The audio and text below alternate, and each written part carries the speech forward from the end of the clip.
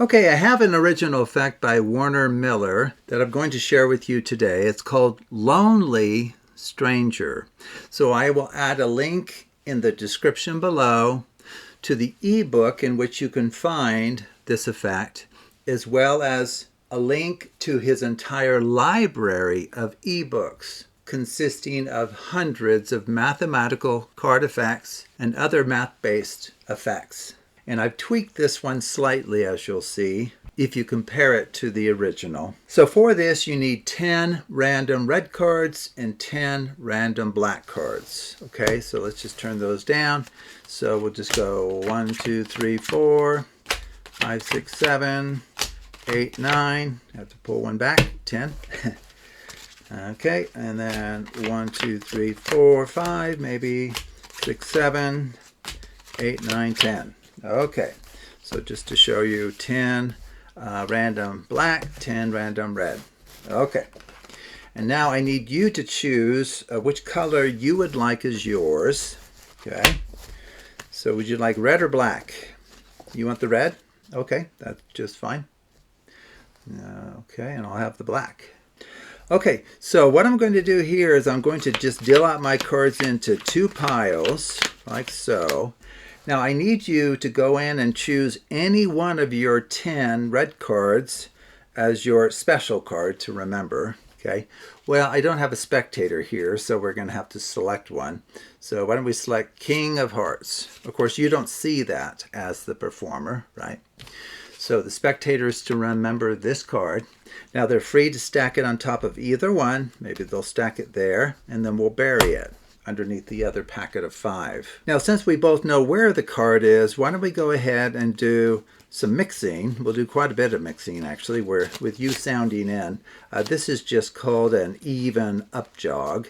This is where you jog forward the even position cards, strip them out, and I just stack them there on top. And now what I need from you is the identity of the card that you're remembering. Within this effect, you can be truthful or not. So even though I don't know what card you saw, guess who knows what card you saw? The cards do. Okay, so what card did you see? Now, the spectator could tell the truth, the King of Hearts, or they could lie and give some other red card name. Okay, so let's say they lie. They give the Queen of Diamonds or something. Okay, so what we're going to do is I'm going to spell out Queen of Diamonds twice to put these cards in a new and unanticipated ordering. Okay, so Queen of Diamonds, that's your card? Okay, we'll use that. Queenofdiam. O-N-D-S. Okay, Queen of Diamonds spelled a second time. Queenofdiam. O-N-D-S. Okay. Well, let's go ahead and just have the cards communicate to us whether or not you were truthful in the answer that you just gave. So what we're going to do is we're going to spell out a very simple phrase. The only red card, since there's only one red card in here. So T-H-E, the, O-N-Y-L-Y, if I can spell, only, R-E-D, red, C-A-R-D, the only red card. And what is that? And does it agree with the answer that you just gave me? The only red card in here is the King of Hearts. You claimed your card was the Queen of Diamonds. But despite your deception, the cards knew exactly what card you chose and have revealed to the whole world that you cannot always be trusted. Okay, so if you do everything that I showed you here, this works perfectly. Now, of course, the thing I need to talk about is the fact that they were free to choose red or black, right? So, what happens if they choose black for themselves and red for me? Okay, well, let's quickly step through that. Now, the element that I added to Werner Miller's original effect is I've kind of turned it into a lie detection routine in which we spelled out their claim card twice. And what we were doing there is performing two identical hypercoatings. So I will add a link in the description below to the idea of hypercoating.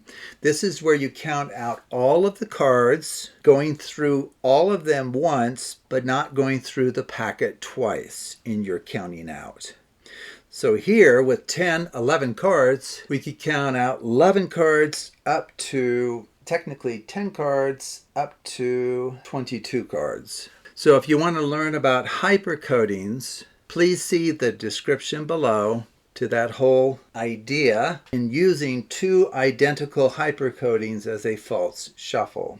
Okay, so when I actually asked you for the true identity of your card, you could have given any card name, and after spelling that card name twice, it brings the packet back to the order it was in before we started the hypercoatings. Okay, so that's one note I wanted to make. But what do we do if they want the black and we get the red?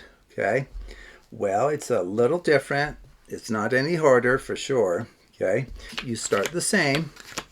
You do that into two piles. They are free to choose any one of their black cards. So let's say they choose the ace of clubs. And maybe for fun this time we'll have it face up just so you can see it throughout the whole procedure for this second possibility. And do you remember what I did next? I set the other packet on top. Okay. Now what we did the first time is we performed two even up jogs where we jog forward the even position cards and stack the even position cards on top of the odd. Okay. Then after that we did the two spellings of your claim card name. Those are the hypercoatings. Well, in this case, where they selected the black cards for themselves and red for you, and you have one of their black cards here, you do it differently. All you need to do is take the packet. We're going to perform an under-down shuffle in which we distribute the cards left, right, over and over. So let me show you. So under, down, so on the right, under, down on the left, under, down on the right. So you just do this until all of the cards have been set down somewhere, okay? And now you place the larger of the two, which is always the left-hand pile, on top, just like that.